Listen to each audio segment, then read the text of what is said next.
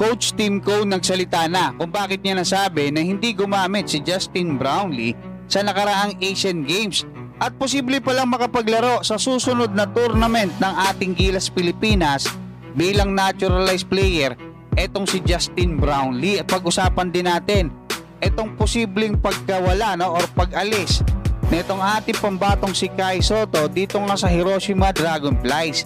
Meron din pong kumakalat ngayon 62,000 reactions, 9,000 comments at 1,300 shares patungkol nga dito sa naging post na sinasabi na planong kunin ng LA Lakers etong ating pambatong si Kai Sotto. Ititrain nila para nga ipantapat kay Victor Wembanyama at kay Chet Holmgren. Posible bang mangyari yan mga kabasketball? Pag-uusapan natin. Pero bago yan, huwag kalimutan mag-like at mag-subscribe bilang pagsuporta. Dito nga sa ibinalita kanina ng Spin.ph ay talagang nasyak etong si Coach Tim Cone at maging etong si Justin Brownlee dyan nga sa naging resulta ng doping test sa kanya ng ITA dyan nga sa China. Ikinuwento pa ni Coach Tim Cone na naaalala niya na pagkatapos daw ng game nila kontra nga din sa China ay hinihintay nila etong si Justin Brownlee at Calvin Oftana kasi nga silang dalawa yung napili doon sa random test ang tindi, sila pa talaga yung napili, si Justin Brownlee at si Calvin Oftana. Tapos natapat pa na si Justin Brownlee nagpositibo sa kanila, diba? 2 to 3 hours nilang hinintay etong dalawa na to kasi nga kakain sila magdi-dinner na sila. At sinasabi nga rito ni Coach Tim Cone na malabo na gumamit itong si Justin Brownlee diyan nga sa Asian Games. Unang-una, 'di ba, paano niya madadala 'yun? Sa airport pa lang lalo na sa China, napakahigpit ng security diyan, syempre. So malabong-malabo. At kung anong araw yung mangyayari, ganoon naman daw talaga kahit na bago pa magsimula yung Asian Games, talagang yung mga senaryo, yung pagkakataon hindi umaayon sa kanila diba? Pero ang maganda lang, nakuha nila yung ginto. Yun yung pinakamagandang nangyari. Yun nga lang, kailangan nilang harapin yan at posible na kung 3 months lang yung magiging hatol kay Justin Brownlee, aabot po siya diyan sa susunod na laban ng ating Gilas Pilipinas diyan sa FIBA Asia Cup Qualifiers February mga kabasketball, kasi magno-November na, December, January. So aabot po siya sa ating national team. Pwede siyang maglaro bilang naturalized player kung 3 buwan lang yan yung tinutukoy natin. Sa ibang balita naman mga kabasketball, matapos ngang pumirma netong practice player ng Hiroshima Dragonflies na si Kawata Chilidze at naturalized player na nila ngayon to mga kabasketball, at pinapirma nila ng kontrata para nga maglaro dito nga sa Japan B-League para sa Hiroshima Dragonflies.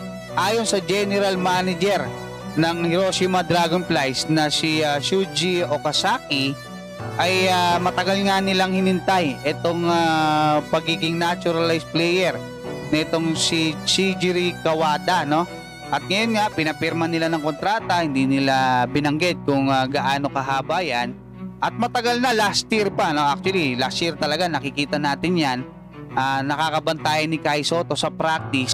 Ito palang naturalized player mga kabasketball, saka yung Asian special quota or Asian import gaya nila Kai Sotto, nila Terdi, nila AJ Edu, isang slot lang to. Ibig sabihin pagka may Asian player ka or Asian import, hindi ka na pwedeng magkaroon ng naturalized player. Ganon din kung may naturalized player ka, hindi ka pwedeng magkaroon ng Asian import. So hindi sila pwedeng pagsabayin. So ano ibig ko sabihin? If ever na mapagdesisyonan netong Hiroshima Dragonflies, halimbawa lang maganda yung ipinakita netong si Kawada, posible nilang hindi na gamitin si Kai Sotto. So matindi yan mga kabasketball, pero pwede rin naman na ilang buwan lang itong pinirmahan ni Kawada. Hindi natin alam Ako, nagsasalita lang ako ng mga possibilities mga kabasketball.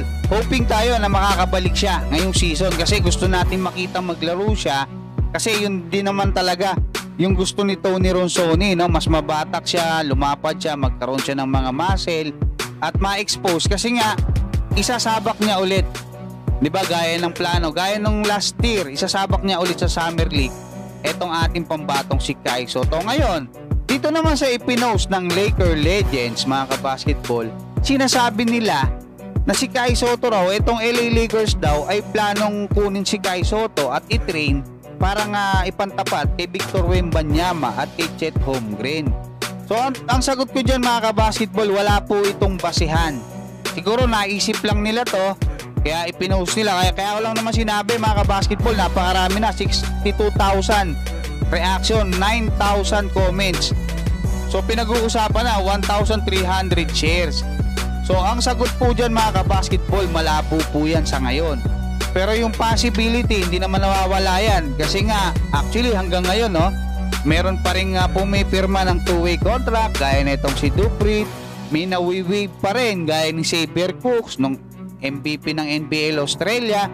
At ngayon, nagkaroon na nga ng drafting, no, itong NBA G League, kung saan number 1 pick nga itong NBL player pa rin dati na si Jack White, mga kabasketball. So ano ibig sabihin? Ito, may training camp sila, 14 itong players ng Lakers, yung G League team nila.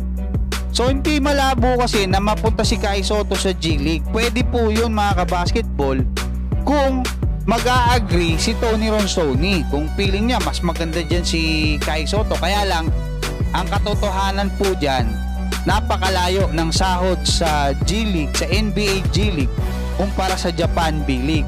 Kasi yung sahod ni Kai Sotto, kung susundan natin yung reported last year, no, na ang 1 month niya ay 100,000 US dollar, 5.5 million more or less.